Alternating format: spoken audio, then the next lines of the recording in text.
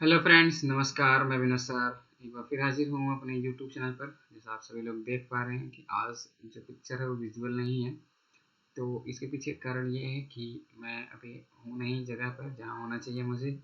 तो लाइटिंग का प्रॉब्लम था, इस वजह से जो है ऐसी ही क्लास मैं लेना चाहा, ताकि आप लोगों की क्लास जो है रेगुलर चलती रहे। कुछ क्लास में मतलब वो ना हो, अवरोध ना हो। चाहे जैसे भी कंडीशन हो, आप लोगों की क्लास होनी चाहिए, मेरा ये मानना है बस। तो आज हम लोग शुरुआत करेंगे, जैसे कि स्क्रीन पे आपको दिख ही रहा होगा कि आज हम लोग एचसीएफ पढ़ने वाले हैं। एलसीएम तक हम लोग देख लिए थे, एलसीएम में अच्छे अच्छे लेवल तक के क्वेश्चन हो गए थे। और अभी हम जब एचसीएफ पढ़ लेंगे तो एलसीएम और एचसीएफ का कॉम्बिनेशन में जो क्वेश्चन चलेगा तो बेहतरीन आपको मतलब लगेगा और अच्छे अच्छे क्वेश्चन होंगे। तो चलिए हेडिंग लगा लीजिए आप एचसीएफ का। तो एचसीएफ में हेडिंग लगाते ही एक नोट पॉइंट आप नोट करिएगा, बहुत इंपॉर्टेंट नोट पॉइंट है ये। आधा प्रॉब्लम तो यही नोट हमारा जो है सॉल्व कर देगा। वो नोट पॉइंट क्या है, ध्यान दीजिए आप। तो इसको लिख लीजिए। हम लिखेंगे नहीं, बस केवल बोलेंगे, आप लिख लीजिए कि जब भी मतलब निकालते हैं, हम जब भी निकालते हैं अपने भाषा में जो भी आप लिखना चाहे लिख लीजिएगा। आप ऐसे लिख लीजिए कि कभी किसी भी दिए गए नंबरों में या दिए गए संख्याओं में करीब के मतलब करीब के दो संख्याओं में जो अंतर होता है उससे ज़्यादा कभी भी मौसा नहीं हो सकता। यानी कि अगर हम अपने भाषा में लिखना चाहें, हम अपने भाषा में, तो अंतर से ज़्यादा मौसो कभी नहीं हो सकता। कभी नहीं हो सकता, अंतर से ज़्यादा मौसो नहीं हो सकता।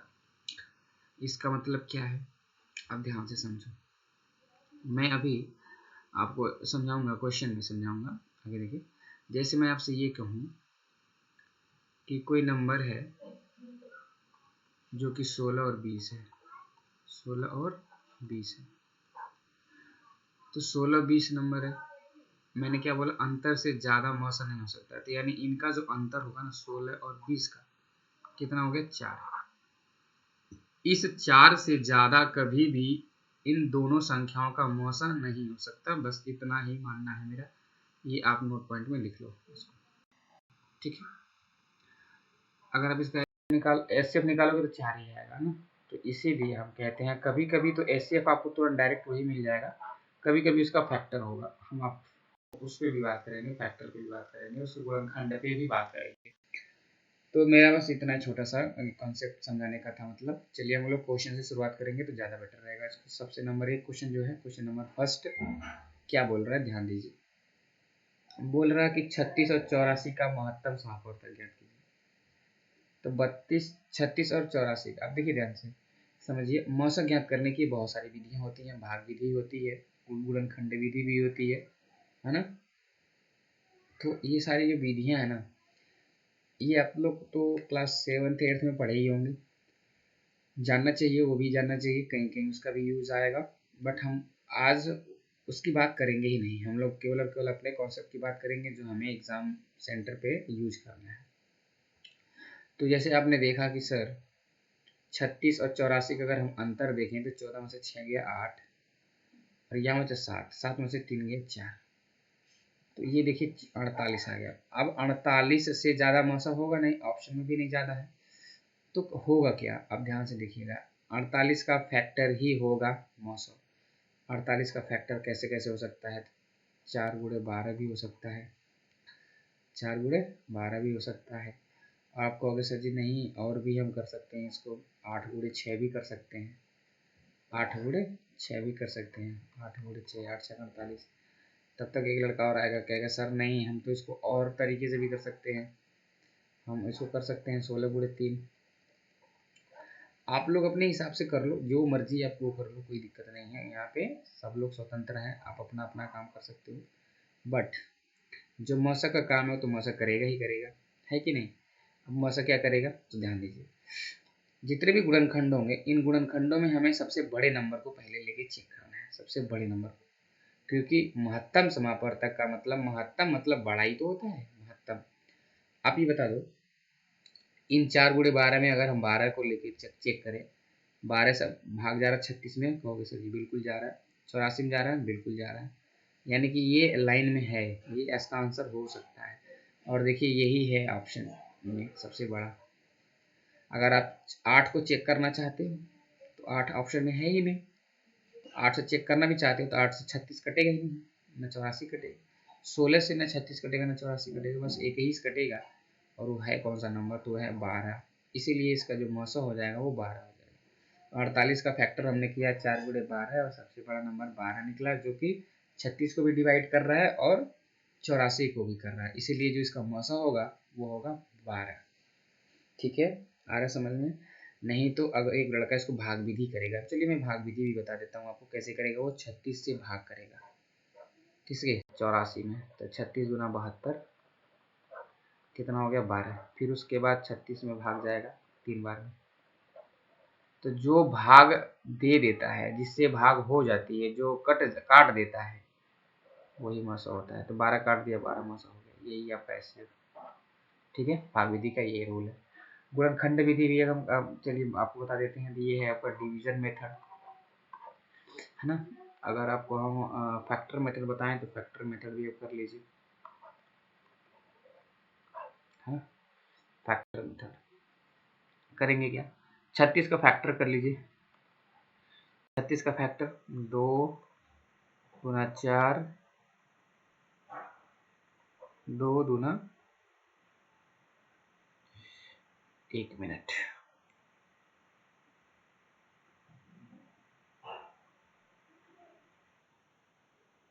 चलिए स्क्रीन चली गई थी अचानक, है ना। तो गुणनखंड विधि मैं आपको समझाना चाह रहा था, तो उसको समझ लीजिए आप पहले। बाकी दो भाग विधि समझ ही गए थे, और कैसे इसका आंसर हम फाइंड करेंगे वो नियम भी आप जान गए थे। तो इसका हम फैक्टर मेथड आपको बता देते हैं। फैक्टर मेथड बता देते हैं, इसको नोट कर लीजिए आप। तो सबसे पहले आप 36 लिखेंगे, उसके बाद आप 84 लिखेंगे और इन दोनों का फैक्टर लिखेंगे। 36 का लिखेंगे 2 × 2 × 3 × 3, है ना। और 84 को क्या लिखोगे आप? 2 × 2, तो ये हो गया आपका × 3, फिर × 7, 2 दूना 4, 3 12 7 84 हो गया। अब क्या है, तो सबसे सिंपल काम करना है, जो दोनों में कॉमन हो वही मौसा होता है। सबसे छोटे स्टेज में यही सिखाया जाता है आपको, जब क्लास 6 7 8 में आप लोग समोसा सीखे होंगे, ये सिखाया गया होगा। ये सब कॉमन है, दो बार कॉमन है और 3 कॉमन है। तो 2 दूना 4 3 12, इस तरीके से निकालेंगे, तब भी आपका आंसर क्या आएगा? 12 आएगा। तो सारे विधि की हम बात कर लिए, बट अब हम आगे केवल और केवल अपने विधि की बात करेंगे और किसी विधि की बात नहीं करेंगे। कैसे क्वेश्चन का तुरंत आंसर निकालना उसकी हम बात करेंगे। जैसे 42 70 98 126 में करीब के 2 नंबर कौन? तो करीब के 2 नंबर कौन? तो आप देख लीजिए, करीब के 2 नंबर यही दोनों दिख रहे हैं, जो कि 28 का अंतर है। किसका अंतर है? 28 का। अब 28 का फैक्टर ही इनका क्या होगा? मौसा होगा। 28 से ज़्यादा हो नहीं सकता। चलो फैक्टर करो, तो सबसे पहला फैक्टर हम करेंगे 14 दूना 28। सबसे बड़ा नंबर 14। क्या 14 से 42 कटेगा? बिल्कुल। 14 3 42, 14 25 70, 14 98, और ये देखिए, है ना, 126 भी 14 से कट जाएगा बड़े आराम से। तो 14 9 तो 26 होता ही है। अब ये पूरा पूरा काट दे रहा है, तो सबसे बड़ा नंबर 14 ही है, इसीलिए महत्तम समापवर्तक 14 हो जाएगा। इतना हमको आंसर, इतना हमें क्वेश्चन में करना होगा एग्जाम हॉल में। चलिए अगले क्वेश्चन की तरफ चलते हैं। तो अगला क्वेश्चन क्या है, ध्यान दीजिए। 96 168 32 140 को विभाजित करने वाली सबसे बड़ी संख्या क्या है? करीब के दो नंबर 168 140, करीब के दो नंबर, यहाँ पे भी 28 आ गया। 28 आ गया। अब 28 को विभाजित करने वाला 14 2 था, तो 14 2 ऑप्शन में नहीं दिख रहा है, तो हमारा दिमाग तो इतना काम करेगा ही, हम 4 × 7 में लग चल जाए, फिर 4 7 28, ऐसे भी तो होता है। अब इसमें सबसे बड़ा नंबर 7 है, 7 अभी कहीं नहीं ऑप्शन में दिख रहा है, तो 4 डेफिनेटली आपका आंसर हो जाएगा। कैसे? 4 से 96 भी कट जाएगा, 159 भी कट जाएगा, 32 भी कट जाएगा और 140 भी कट जाएगा। इसीलिए हमारा 4 आंसर हो जाएगा। ठीक है, बस इतना ही समय हमें खर्च करना है एग्जाम हॉल में। अब आ गया थोड़ा सा बड़ा क्वेश्चन, 4850 4450। अगर हमें इसका अंतर लेना हो, सीधे सीधे 44 4 48, सीधे 400 आएगा। 400 का अगर हम फैक्टर करें तो बहुत तरीके का फैक्टर होगा, तो हम ऑप्शन के रिगार्डिंग करेंगे। तो ऑप्शन के रिगार्डिंग सबसे बड़ा फैक्टर क्या हो सकता है, तो 50 गुणे 4, 50 गुणे 8 हो सकता है ना, 50 गुणे 8 हो सकता है, 25 गुणे 16 हो सकता है। तो अब देखो ध्यान से, 50 का भाग जाएगा, 50 का भाग जाने का मतलब इकाई संख्या जीरो होना चाहिए, बाकी 5 का भाग जाना चाहिए, तो 50 का भाग जाएगा, इसीलिए इसका मौसम क्या हो जाएगा 50। बस इतना ही क्वेश्चन, इतना ही टाइम का खर्च करना है सभी तरह के क्वेश्चन में, जब भी ये छोटे मोटे क्वेश्चन पूछे जाए। तो अब जैसे यहाँ पे दिख पा रहा होगा आपको कि क्वेश्चन नंबर 5 क्या बोल रहे, यहाँ पे सेंटीमीटर में वह संभव बृहत्तम लंबाई जिसका प्रयोग करके 495, 900, 1665 सेंटीमीटर को ठीक ठीक मापने के लिए क्या किया जा सकता है ना। अब देखिए सेंटीमीटर में बताना है, सेंटीमीटर में दिया ही है, तो सबसे करीब के दो नंबर, तो ये 495 और ये आपका 900, इनका अंतर अगर हम देखें तो 405 होगा। कितना होगा 405। तो 405 का फैक्टर अगर हम कर लें, 5 से कटेगा, 5 से कट जाएगा, 5 8 40, 5 5, ये हो गया 81। अब 81 हो गया, तो अब देखो ध्यान से कि 5 से अगर हम कर लें तो 15 से भी कर सकते हैं, 15 दूना 30, 15 दूना 30, 15 सत्ते 135, 15 और 27, तो 27 तो कहीं आ नहीं रहा है, 15 आ सकता है, 15 से सब कट जाएगा। देखो ये भी कट रहा है 15 से, पूरा पूरा डिजिबिलिटी 3 की तो पता ही है आपकी, 5 1 6 6 6, ये भी कट रहा है और ये भी कट रहा है, 5 4 9 9, बाकी 15 से भी कट रहा है। और 15 के अलावा अगर हम देखें 35, तो 35 का पहली बात तो ये मल्टीपल होगा ही नहीं, जो 405 है वो 35 का मल्टीपल होगा नहीं, क्योंकि 35 में 7 आता है, तो 405 में 7 का कहाँ डिवाइड होगा, है ना, 7 का डिवाइड होगा नहीं, इसीलिए 35 नहीं होगा। 45 हो सकता है क्या, 45 का मल्टीपल 405 है क्या। अब देखो, अब एक बार ध्यान से, 5 है क्या, 405 है क्या 45 का मल्टीपल, 9 25 45, 45 से कटेगा ये कितनी बार में, तो 9 25 45, 5 9 36, हाँ 45 से कटेगा ये बिल्कुल, क्योंकि 27 से 3 चला जाएगा 15 के पास, तो ये 45 हो जाएगा, तो हो जाएगा 9 9 गुणे 45, तो सबसे बड़ा 45 ही हो गया। 45 से देखिए अभी कट पाएंगे, 45 से कट जाएगा ये आपका 495, 45 से कटेगा बिल्कुल, 900 कटेगा तो बिल्कुल कट जाएगा, ये देखिए 6 3 18, ये भी कट जाएगा 45 से, यानी कि सबसे बड़ा संख्या 45 ही हो गया फिर, तो इसका मौसा क्या हो गया 45। तो इस तरीके से हम जल्दी जल्दी कर सकते हैं, नहीं तो भाग विधि आप इसको करेंगे, पहले इसका इसमें भाग देंगे, फिर उसके बाद इसमें भाग देंगे, तो जो सबको काट देगा वही आपका क्या होगा SCF होगा, है ना। भाग विधि में ऐसे ही निकालते हैं। चलिए चलेंगे हम लोग अगले क्वेश्चन की तरफ। क्वेश्चन नंबर 6 क्या बोल रहे हैं, एक बार ध्यान दीजिए। 26 आड़ू, 36 खुबानी और 60 केले हैं, और उन्हें कई पंक्तियों में इस प्रकार, यहाँ इक लिखा है ना, इसको इक नहीं समझिएगा, इस प्रकार रखा जाना है कि प्रत्येक पंक्ति नहीं पंक्ति में समान संख्या में केवल एक प्रकार का फल हो। ऐसा करने के लिए पंक्तियों की न्यूनतम संख्या ज्ञात कीजिए। पंक्तियों की न्यूनतम संख्या का मतलब पेड़ों की अधिकतम संख्या, मतलब मौसा निकालना है, इसका भी मौसा ही निकालना है। बता दीजिए 24 36 60, 24 36 का सबसे करीबी नंबर 12 आ गया, 12 आ गया, तो इनका जो मौसा होगा ना SCF वो 12 हो जाएगा। कैसे पता, 12 से 24 भी कटेगा, 36 भी कटेगा और 60 भी कटेगा। अब देखो अगर आड़ू का पेड़ लगाना है तो 12 12 पेड़ लगाना पड़ेगा आपको, 2 लाइन लग जाएगा आड़ू के लिए, 2 लाइन हो गया। उसके बाद अगर हम बात करें तो खुबानी के लिए 3 पेड़ लगेगा, क्योंकि 36 है ना, 12 3 36। उसके बाद अगर हम बात करें 60 के लिए तो 5 पेड़ लग जाएगा 12 12 का, है ना। कुल टोटल पेड़ कितने हो गए, तो 5 3 8 8 2 10, टोटल हो गए 10 पेड़, मतलब 10 क्यारी, 10 लाइन हो गए। 10 लाइनों में सारे तरह के पेड़ लग जाएंगे और सारा पेड़ आपका बराबर बराबर लाइन का लगेगा, एकदम एग्जैक्ट। चलिए अब अगले क्वेश्चन की तरफ चलते हैं। क्वेश्चन नंबर 7 देखिए, क्वेश्चन नंबर 7 क्या बोल रहा है? 7 के पावर 8, 7 के पावर 6, 7 के पावर 5, 7 के पावर 10 का एचसीएफ याद कीजिए। एचसीएफ का मतलब होता है क्या, आप समझते हैं ना? एचसीएफ का मतलब होता है हाईएस्ट कॉमन फैक्टर। कॉमन, जो सब में कॉमन हो और सबसे बड़ा नंबर कॉमन हो।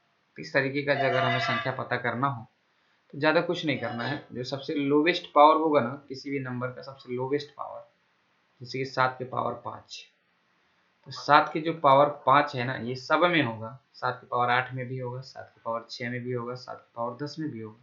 सब में होगा तो सब में होने का मतलब यही कॉमन होगा और यही सबका हाईएस्ट कॉमन होगा। तो सबसे हो गया हाईएस्ट कॉमन फैक्टर मतलब एचसीएफ 7 के पावर 5, यानी कि ऑप्शन नंबर 20 का क्या हो जाएगा? राइट आंसर हो जाएगा। अगर सेम यही अप्रोच हम लगाएं नेक्स्ट क्वेश्चन में, क्वेश्चन नंबर 8 में, देखो यहाँ पे ए की पावर 2 है सबसे कम, है कि नहीं, और बी की पावर 2 है सबसे कम, और सी की पावर 2 भी है सबसे कम। तो यानी कि ए की पावर 2, बी की पावर 2, सी की पावर 2, यही इसका एचसीएफ हो जाएगा, है ना? ये ऑप्शन नंबर बी। तो इस तरीके से इसका आंसर फाइंड आउट कर सकते हैं। बाकी अगर इसको तोड़ के करना है तो बहुत लंबा प्रोसीजर है इसका, है ना? एक बार इसको करो, एक बार इसको करो, एक बार इसको करो, गुणनखंड करो, सब में जो कॉमन है उसको लो, तब जा करके आएगा आंसर। और ऐसे करेंगे तो बहुत लंबा चौड़ा हो जाएगा। जैसे बात करें अगर हम क्वेश्चन नंबर 9 की, क्वेश्चन नंबर 9 में क्या है, कैसे आप इसका एचसीएफ निकालोगे, तो ध्यान दीजिए। जो सब में वही क्या है आपका महत्तम समापवर्तक होगा, वही कॉमन होगा, वही एचसीएफ होगा, हाईएस्ट कॉमन वही होगा। 5 की अगर बात करें तो देखेंगे कि इस वाले संख्या में 5 है ही नहीं, तो 5 की तरफ हमें मुंह नहीं ले, मतलब मुख नहीं घुमाना, 5 को छोड़ देंगे। 4 की तरफ चले तो 4 देखिए यहाँ पे भी है, और 4 यहाँ पे भी है, इसमें भी है, और 4 इसमें भी है, यानी 4 से बड़ा नंबर है। तो क्यों ना हम 8 को ले लेते, क्योंकि 54 से 2 मिल जाएगा तो यहाँ पे 8 मिल जाएगा। 8 को ले लेते हैं, 8 इसमें भी है, 8 इसमें भी आ गया, यहाँ से भी 8 आ गया, यहाँ से भी 8 आ गया, ठीक है। 54 में 27 है, 27 का मतलब 3 और 9, तो देखिए दूसरे वाले में नहीं है, ना 3 है ना कुछ है, यहाँ पे कुछ नहीं है। जब इसमें कुछ नहीं है तो बाकी दोनों में रह के क्या करेगा, 27 यहाँ पे भी है, 54 में 27 है, लेकिन इसमें नहीं है ना, तो इसलिए 27 नहीं निकल पाएगा। तो सबसे बड़ा जो नंबर होगा कॉमन वो 8 ही होगा, यानी कि ऑप्शन नंबर 2 हो जाएगा इसका। तो बस ऐसे ही क्वेश्चन लिखा रहे और उसमें क्या करना है, हमें छांट लेना है ना? बस तरीका आपको पता होना चाहिए।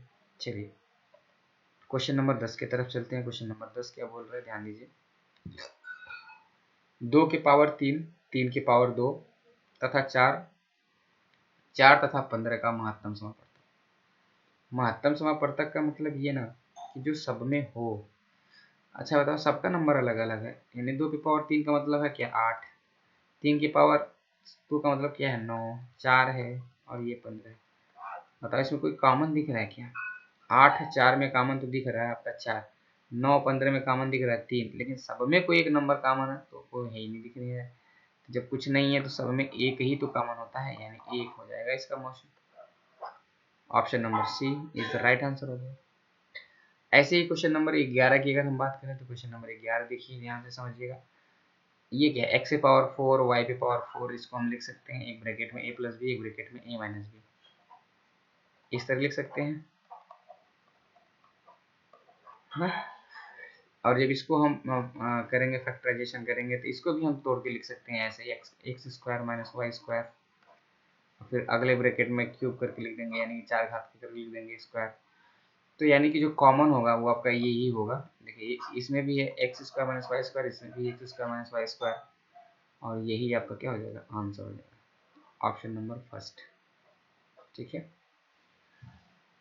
अगर इसको आपको ओपन करके करना है तो लंबा समय लगेगा, है ना, बहुत बड़े में होगा। हमें बड़े में सीखना नहीं है, हमें ऐसे ही करना है जैसे एग्जाम में हमें करना होगा।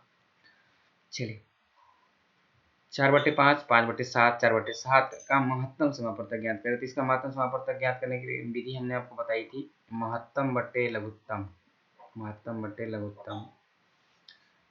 5, 7, 7 का लघुत्तम कितना होता है तो आपको पता ही है 35 होगा। 5 सत्ते 35, 35 एक ही ऑप्शन में दिख रहा है, बस बाकी कुछ नहीं करना। 4, 5, 4 में एक ही कॉमन है और कुछ कॉमन तो है नहीं। इतना ही धीरे धीरे का क्वेश्चन होता है ना। चलिए क्वेश्चन नंबर 13 की तरफ चलते हैं। क्वेश्चन नंबर 13 क्या बोल रहा है, भिन्न 3/4, 9/10 और 15/16 के व्युत्क्रमों का मौस।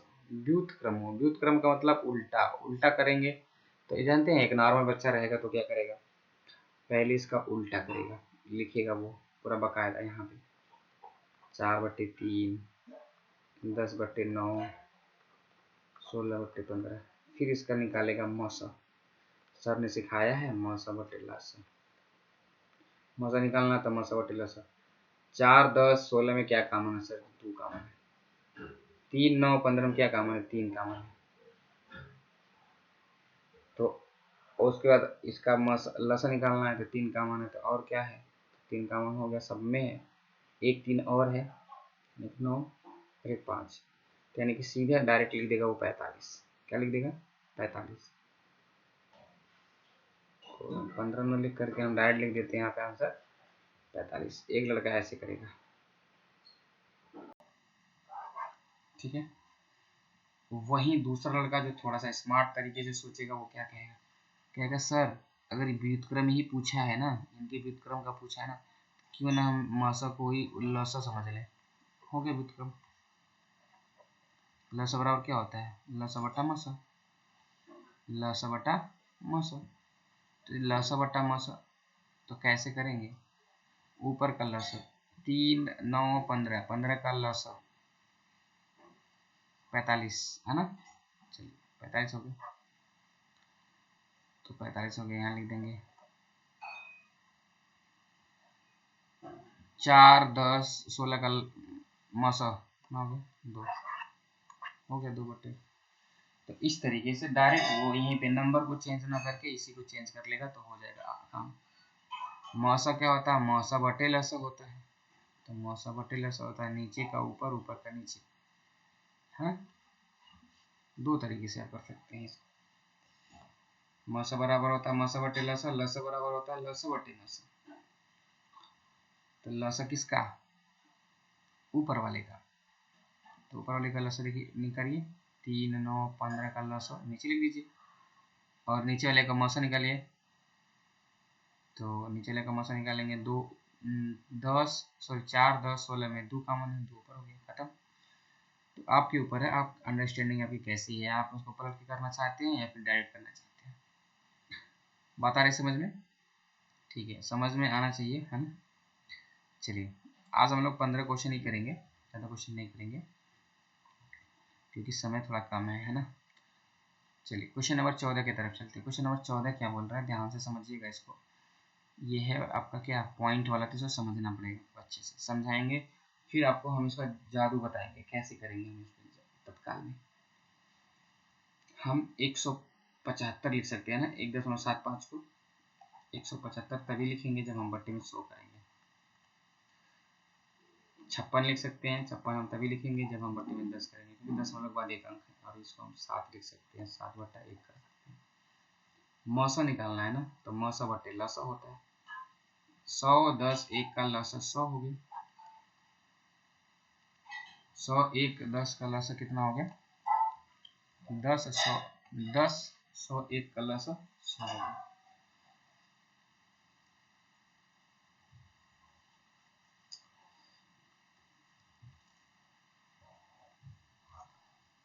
बार बार ऐसे हो जा रहा है ना ये, चलिए कोई बात नहीं, फिर से कर लेते हैं हम लोग। देखिए 175 अगर इसको आप लिखना चाहते हो 1.75 को तो कोई दिक्कत नहीं, लिख लो आप, लेकिन बट्टे में 100 लिखना पड़ेगा। क्यों, क्योंकि दशमलव के बाद 2 अंक है। ऐसे ही 5.6 को अगर आप 56 लिखना चाहते हो तो बट्टे में 10 लिखना पड़ेगा, क्योंकि दशमलव के बाद 1 अंक है। 7 को हम लिख सकते हैं कुछ नहीं तो 7/1, HCF यानी मौसा निकालना है तो हम लिख सकते हैं HCF बटा LCM। ठीक है, अब देखो 175, 56 और 7, सबसे छोटा नंबर 7 है, तो 7 का भाग देखिए सब में जा रहा है क्या, 7 दूना 14, 7 35, 7 8 56 जा रहा है, बिल्कुल जा रहा है। ऊपर रहेगा 7, नीचे में क्या रहेगा लसो, यानी 100 10 1 का लसो बटा 100। हम इसको आपको लगाना पहले सिखा रहे हैं, फिर मैं आपको जादू सिखाऊंगा अभी तुरंत तत्काल में। अब देखो हो गया, तो नीचे हो गया ना। अब ये 100, तो 100 का मतलब होता है 0.2 अंक के बाद लगेगा, 0.2 अंक के बाद लगेगा, यानी कि 7 को हम लिख सकते हैं 0.07, दशमलव, तभी तो 2 अंक होगा 7 और ये 0 मिलकर 2 अंक होगा, तो 2 अंक के बाद दशमलव लग गया, यानी कि 0.07 है कहाँ, तो बस एक ऑप्शन में हो गया, बस यही आपका आंसर। बाकी अगर इसको आपको ऐसे ही आंसर निकालना रहता है बिना कुछ किए, तो मैं आपको बता देता हूँ कैसे करना है। 7, 56 और 175 में देखो, सबसे पहली बात तो सबसे छोटा नंबर 7 है, इसी से चेक कर लो कि सब में भाग जा रहा है क्या इसका, 56 में भी जा रहा है, इसमें भी जा रहा है, तो बस यही आपका आंसर होगा। लेकिन मैक्सिमम पॉइंट लगेगा, तो मैक्सिमम पॉइंट इसमें कितना है, 2 डिजिट के बाद है, तो मैक्सिमम पॉइंट 2 डिजिट के बाद लग जाएगा, यानी 7 के पहले 0 होगा फिर पॉइंट होगा, यानी कि मैक्सिमम पॉइंट हो गया, यानी कि 1 2 डिजिट, बस खत्म, इतना ही करना है। अगर इस तरह का और कोई क्वेश्चन मिले तो इसको धुआं बना दीजिएगा आप लोग, जैसे कि यहाँ पे देखिए क्या है 3.0 1.2 0.06, इसमें देखिए सबसे छोटा जो नंबर है ना, सबसे छोटा नंबर 0.6, इसका भाग सब में जा रहा है क्या, जा रहा है ना, बिल्कुल जा रहा है। देखिए इसका इसमें भी जा रहा है 6, इसमें भी जा रहा है, तो यही आपका आंसर हो गया, एकदम यही आंसर हो गया। तो यही आपका कहाँ दिख रहा है, ऑप्शन नंबर बी में, तुरंत बिना कुछ सोचे समझे आप कर सकते हो आंसर, लेकिन नहीं सर हम लगाएंगे, चलिए लगा लीजिए, कोई बात नहीं, 3/1 इसको मानिए, 12/10 मान सकते हैं, 0.6 को 6/100 मान सकते हैं। चलिए ऊपर कितना हो गया 6 12 और 3, ये 3 है ना, हम ध्यान दीजिएगा ये 3 है, तो 3 है तो ये हटेगा, 3/1 मान सकते हैं इसको पूरा पूरा, और इसको 12/10 मान सकते हैं, और इसको जो है 6/100 मान सकते हैं। अब देखो ध्यान से, ये सबको बराबर करना है, तो ये हो गया आपका 120/100, इसको भी 100 कर लेंगे तो आपको 300। देखिए सब में भाग किसका जा रहा है, 6 का जा रहा है कि नहीं जा रहा है, 6 हो गया आपका HCF बटे LCM, 100 हो गया तो 100, तो हो गया 0.06, कैसे भी करके लगाएंगे तो आंसर यही आएगा। तो हम आपको सिखा दिए ना कि जो सब में भाग जाए उसी को पकड़ लो, पॉइंट के बाद जितना मैक्सिमम हो वही पॉइंट लग जाएगा, मैक्सिमम पॉइंट 2 डिजिट के बाद 2 डिजिट हो गया आपका आंसर। ठीक, तो इस तरीके से आप क्वेश्चन का आंसर निकाल सकते हो बड़े आराम से बिना कुछ किए, है ना। देखिए कहने का मतलब ये है, क्वेश्चन लगाना बड़ी बात नहीं है ना, क्वेश्चन लगाना बड़ी बात नहीं है, क्वेश्चन का आंसर निकालना कम समय में वही बड़ी बात है। तो इस तरीके से आप इसका आंसर निकाल सकते हैं। आज के लिए इतना ही रहने देते हैं, 15 क्वेश्चन हो गया, फास्ट कर लिए हम लोग जल्दी जल्दी, है ना। बहुत सारे क्वेश्चन का हम लोग बेस नहीं देखे हैं, खाली लगाने का मेथड ही देखें, कोई बात नहीं, ऐसे ही हम लोग सीखते रहेंगे। आज के लिए इतना ही रखते हैं, फिर मिलेंगे हम लोग नेक्स्ट क्लास में, तब तक के लिए bye bye, take care, thank you.